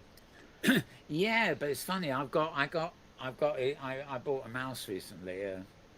Well, I bought 6 of them actually. Of One course. well, most of them are USB. I plug them into everything, but the USB-C one, I thought I would put into the Thunderbolt port on the back of my newer Mac. Mm-hmm. Doesn't work. Oh. The only thing those ports seem to do is provide power. So I can plug in my iPad into it to charge, but they don't seem to. The mouse is a wired mouse. It doesn't need power. It needs to be an input signal. And I was very confused about that because, as you say, I had the feeling USB-C and Thunderbolt were interchangeable, but it seems not. Which pissed me off a bit. Mm-hmm. I haven't really got many Thunderbolt connector things. I never have done. It's all been USB. So on both my Macs, those Thunderbolty ports are redundant. The only other Mac port I used was Lightning. And now on the new iPads, the iPad Pro, it's no longer Lightning. They've changed that to something else too, which I can charge from that may be a USB-C. I don't know, but it looks the same connector, but when you try putting it in the slot, it doesn't fit. So, they just want you to buy more stuff.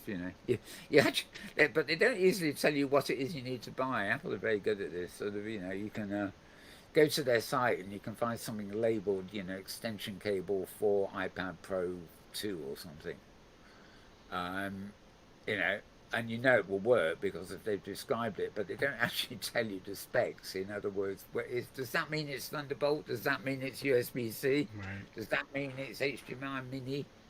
Does that all, any number of different things that are around. Anyway, rabbit hole, go away. I will come back to you another day. Oh God, right. So yeah, this article is interesting enough. This is at Newsweek.com, NEWSWEEK.com, and pretty little glasses things. I would like a pair, please, but they haven't even given a price or a release date for the US, so who knows? I don't know whether. I presume it's US market principally. Doesn't say where they're made, but never mind. Right, okay, put that one away. 2 to go. Oh, now this will be fun. This is a site called hackaday.com, HACKADAY. Now, I'm not particularly into this platform, but I know a lot of people are. It's one of the biggest ones around. I think it's probably bigger than Roblox and thingy. But exciting stuff.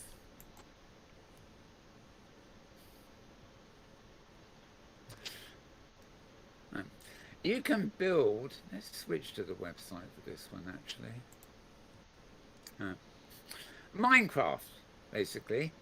They talk about anything being possible in the real world and virtual. You can actually build everything you need to control your real life home in Minecraft. So I guess you've got a virtual equivalent of your home in Minecraft, but all the switches and all the things you can do will actually operate things in your real home, like smart devices. And now, how much, I suppose, if this works online and it's a live Minecraft server, you could log into it from when you're away from home, and you could walk around the virtual simulation of your real world home just to check that, things are on and things are off, or you could put a cooker on overnight to cook up a overnight thingy, a meal, food thing. You know what I mean? You could be stupid and just log in to check that your smart lock is still locked and things like that. But I like the idea. I don't particularly myself like the Minecraft platform. I mean, however good the resolution is, I still keep thinking I'm living in Legoland. Um, you know, but I mean, I remember from my early days looking at computer graphics. So, you know, it's you know, there wasn't anything you could do where the individual pixels weren't highly visible. The best you could do is paint what was like a scene from outer space, where you'd have everything black and you put little white pixels around to be stars, and then you could, in a very Lego-y like way, you could put the pixels together to imply a sort of city in space, but it would have to be far away from the camera. It's illusory, like in the 70s, you know, science fiction artists would often paint with acrylics, and they would keep the white paint aside, and they create, you know, science fiction covers with things, and they give the impression of advanced technology or cities in space and stuff, or glowing stars where they airbrushed around a coin, and you gained. It wasn't realism, but these things became convincing because the camera of the artist's painting was very distant from the subjects, so all they needed to show were little blemishes that were suggestive of something like planets in the distance or stars. Yeah, and you know, if you've got something that's, you know, if you do something in scale in Minecraft, you know, it can be bits like building with Lego. You can build something absolutely gigantic, you know, that could be as big as a real world room that somebody could walk into. But I don't know, it still feels like Lego, if you see what I mean. You don't get much curves. There's very little curvature and things like that. But the idea that you can actually program these entities in Minecraft to actually control things in the real world and literally make your own home to go with it. You can experiment for all you like with this stuff. You can get the code on their GitHub page, so the link is here. And yeah, well, I'm sure there's some people out there, I'm sure I know a few of them, that would just love to hack a day or hack away, as it's called, on this.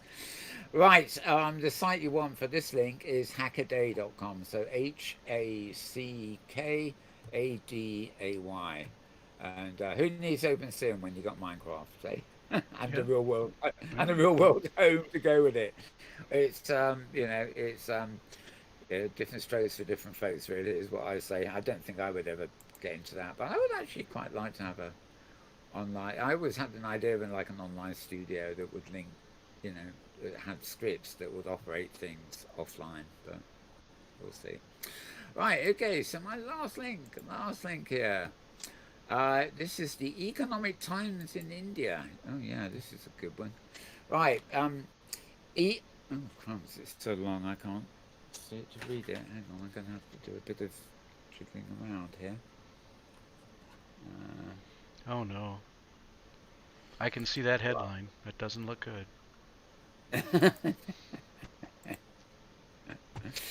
Yeah, exactly. It's not a bad article, actually. But, oh, good grief. Right, well, this is Economic Times, all one word, indiatimes.com. So this is in India. That's the best I can do. It's the whole L doesn't fit on my screen here. Anyway, yeah, the mysterious world of metaverse. I like the way of metaverse. I don't know where this is. This is like the way Indians talk, isn't it? Sorry, no offense. But I'm not sure. It cleverly gets away by not saying a metaverse and not saying the metaverse and not pluralizing it to metaverse. So actually, it may be an accident, but it's an acceptable headline. The mysterious world of metaverse, a fully realized digital space that exists beyond the analog. It's yet another sort of introduction to the metaverse, as I would call it, from a main source, albeit in India. The metaverse refers to a variety of virtual experiences, environments, and assets that gained momentum during the online everything shift of the pandemic. Well, I would say with all these things that are being bracketed or comprised maybe of metaverse, or predate the pandemic. The winners in the pandemic weren't metaverse type um, environments or virtual worlds. They were Zoom calls, and that um, elaborate video conferencing, and maybe a few things like Vibella, which sort of fit into the very ease of use thing, but and games and all sorts of things. But I don't really think the pandemic has created an online everything shift. It might have been nice if it had done, but everybody now seems to be going back to real world offices and having a party at the end of time, or spreading the virus. Well, it's like partying at the end of time, really, isn't it? So, big ideas in tech often lurch into the lexicon before they're truly coherent. Well, that's a pretty true word. A true word, never said there. Okay, jargon appears out of nowhere, underexplained and overused. The Internet of Things, the sharing economy, the cloud, blah, blah, blah. We live our lives within that thing forever. Remember hearing about the internet? Well, now get ready for the metaverse and blah, blah, blah. They do explain it. They bring Neil Stevenson in, of course, and they all they cite Roblox, Fortnite, and Animal Crossing. That's another one that seems to think it's could be the ultimate M. Yeah. Right. Now where? Hang on a second. Hang on. I need to go to.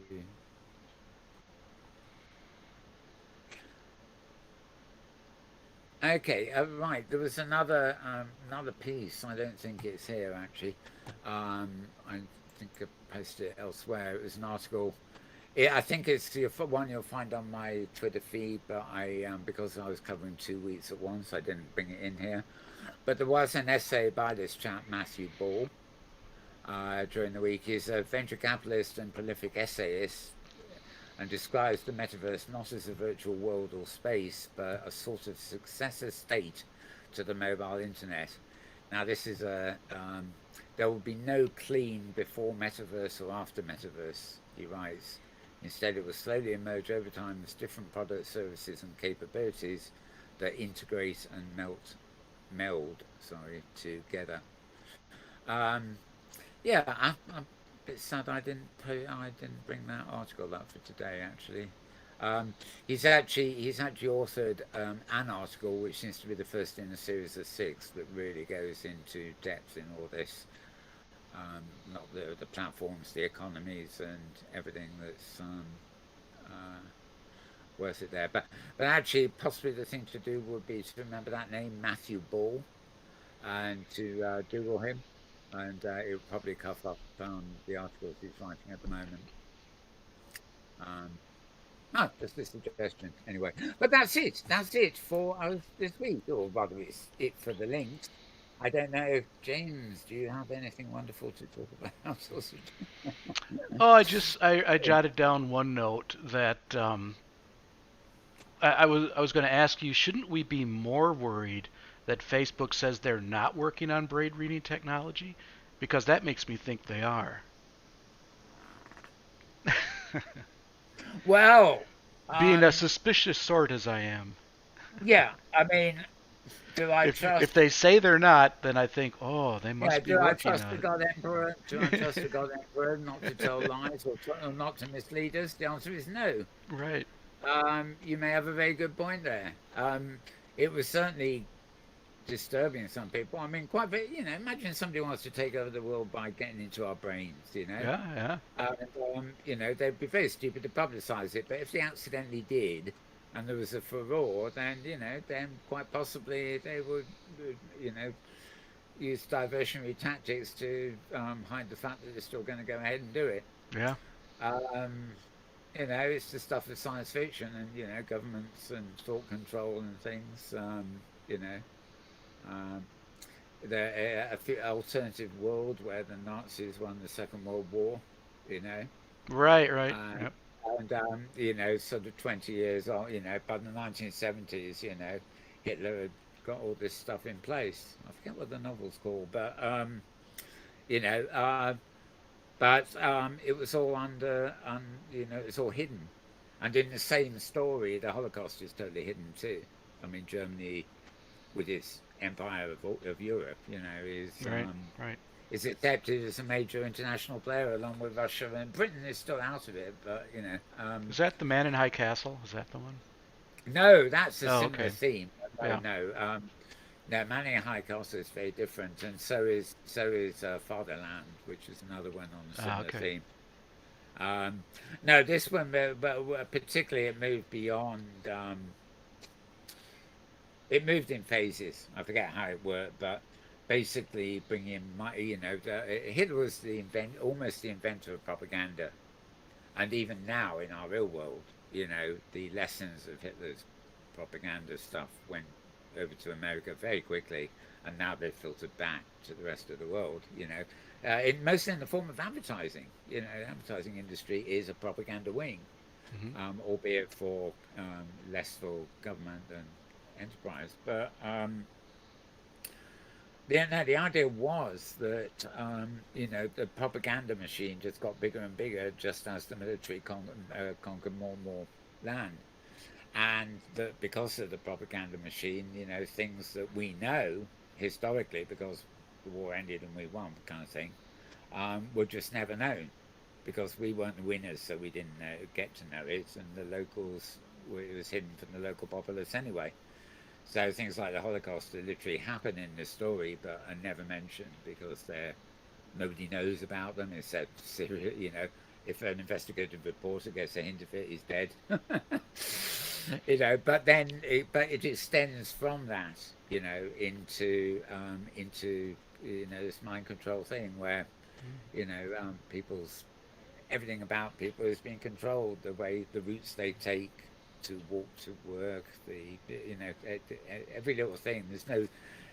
The whole system is designed to erode any kind of free will, and also any knowledge, you know, that is will get in the way of the sort of fascist progress, as it were. Well, that's dark. It is, yeah. Actually, you know what? I don't know. There is a novel. You know, The Pilgrim's Progress. There should be a novel called The Fascist Progress. Sure. Not advocating it. I mean, you know, I've always been into dark science fiction. You know, ever since Holland Ellison did Dangerous Visions back in the 70s. You know, I always thought that was a wonderful name for a series. You know, Dangerous Visions. That was what it was about to me. Not utopian ideals, but dangerous visions, because you learn from them. You know, it's a way of thinking about the future and think you know, no, we don't want to do that as much as another thing we do want to do. You know, science fiction is a good way of warning us about the future. Well, son, I'm rabbiting again, and we're still on air. We're still on air. Yeah. Yes, so. And it doesn't help that I've closed my feeds and I'm now looking at that psychedelic vortex. Right. It's putting me in a trance, and I'm meant to be signing off the show, aren't I? Oh, okay. Right, well, I think we can leave them all to it for now, and we can promise we'll be back same time, same place next week this time round. I think we'll be back in a week. We won't be taking another extended break, will we? No, I plan to be around. Very good. And so do I. But we never know what will happen in the meantime. Anything can happen in the next 7 days, to paraphrase Jerry Anderson. Right. Oh, they're bringing Stingray back. Oh, okay. Never mind. I think that was the one, wasn't it? Anything can happen in the next half hour. Yeah. At the beginning of Stingray. I think that's where I think so. Anyway, as far as we're concerned, anything can happen in the next 7 days, but we will endeavour to be back and bring it all to you. Meanwhile, it is goodbye from this gentleman next to me. And it's goodbye next to... It's goodbye from this... Yeah, I'm not immune either. It's goodbye from this gentleman next to me. I got you with that one. Yeah. Yep. Okay, yeah, it's goodbye from the two of us, because when it comes to VR and MR and XR and all the rest of it, you know, yes, you do know that we are after me, meditate, look at the screen, and say after me, There we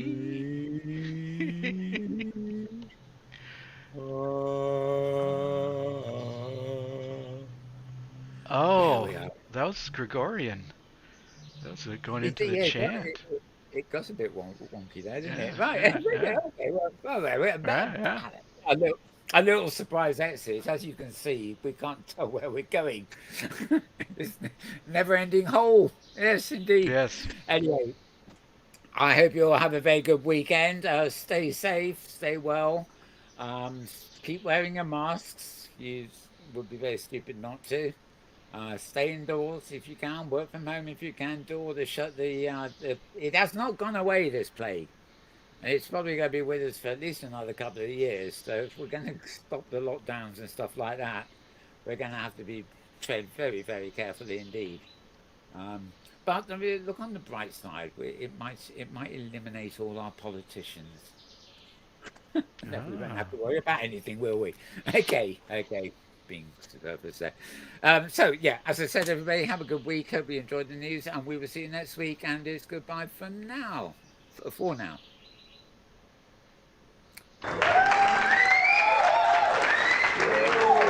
Everybody, this has been my pleasure. This has been an absolute pleasure to be here. Thank you very much.